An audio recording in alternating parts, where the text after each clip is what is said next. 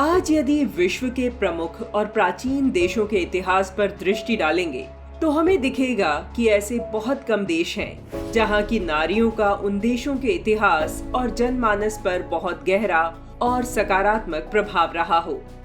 लेकिन भारत के बारे में यह अपवाद है, क्योंकि भारत में ऐसी अनेक नारियां थी जिन्होंने अलग अलग समय में अनेक क्षेत्रों में योगदान कर अपनी अमिट छाप भारतीय समाज पर छोड़ी। ऐसी ही नारियों में से एक है देवी अहिल्याबाई होलकर।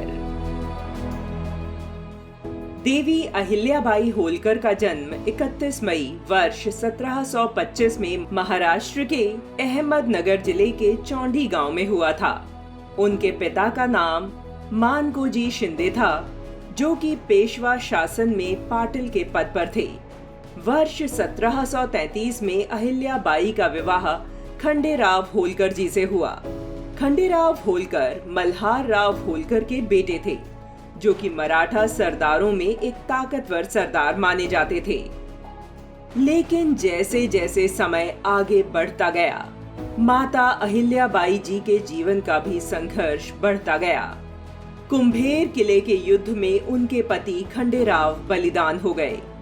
वह खंडेराव की मृत्यु के बाद सती हो जाना चाहती थी, लेकिन मल्हार राव होलकर ने उन्हें ऐसा करने से रोका, क्योंकि वह अहिल्याबाई की राज्य के मामलों को संभालने की क्षमता से बहुत अच्छी तरह से अवगत थे। खंडेराव की मृत्यु के बाद उनके बेटे मालेराव उनके अगले उत्तराधिकारी बने। दुर्भाग्य से खंडेराव और मल्हार राव की मृत्यु के बाद उनके अपने एकमात्र बेटे मालेराव भी काल के ग्रास बन गए। अपने जीवन में इतनी चुनौतियों का सामना करने के बाद भी देवी अहिल्याबाई ने कभी हार नहीं मानी और अपनी प्रजा को सुख समृद्धि से भरा जीवन देने में समर्पित हो गईं।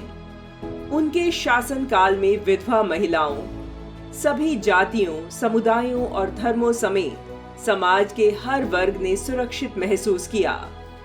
मल्हार राव द्वारा सौंपे गए राज्य का उन्होंने अपने बेटे जैसे पालन किया।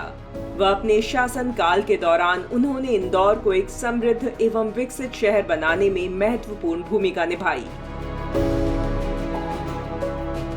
और पूरे भारत में यात्रियों के लिए कुएं और विश्राम गृहों का भी निर्माण करवाया। उन्होंने न सिर्फ अपने राज्य की प्रजा के लिए काम किया, बल्कि बाकी राज्यों की प्रजा के लिए भी काम किया।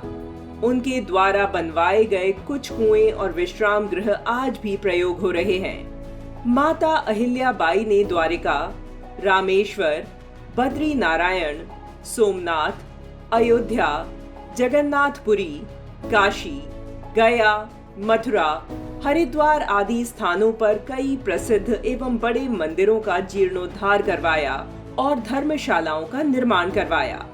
विश्व भर में प्रसिद्ध काशी विश्वनाथ मंदिर का पुनः निर्माण भी उन्हीं के द्वारा करवाया गया था, जो मुगल आक्रमणकारियों द्वारा क्षतिग्रस्त कर दिया गया था। उनके द्वारा किए गए कार्यों से मुगलों द्वारा आक्रमण कर ध्वस्त व खंडित की गई सनातन संस्कृति के मान स्थलों पर नवीन चेतना आई। सनातन धर्म के लिए उनके द्वारा किए गए इन कार्यों के कारण उन्हें पुण्य श्लोक की उपाधि मिली। सनातन संस्कृति की रक्षक देवी अहिल्याबाई होलकर एक अनन्य शिव भक्त थीं। शिव शंकर के परम उपासकों में प्रसिद्ध देवी अहिल्याबाई ने राजकार्य हेतु कभी अपने नाम का हस्ताक्षर नहीं किया। अपने हस्ताक्षर के रूप में सदैव श्री शंकर आज्ञा लिखा। वे अपने प्रत्येक कार्य को भगवान शिव का आदेश मानकर करती थीं। सनातन संस्कृति और भारतवर्ष के लिए उनका योगदान इतिहास के पन्नों में स्वर्ण अक्षरों में अंकित है। एक स्त्री के रूप में उनका जीवन अनेकों परीक्षाओं व चुनौतियों से भरा रहा।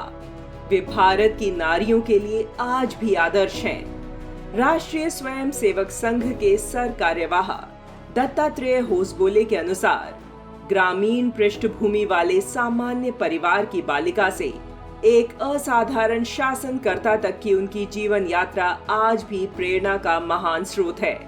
वे आने वाली पीढ़ियों को सदैव प्रेरित करती रहेंगी।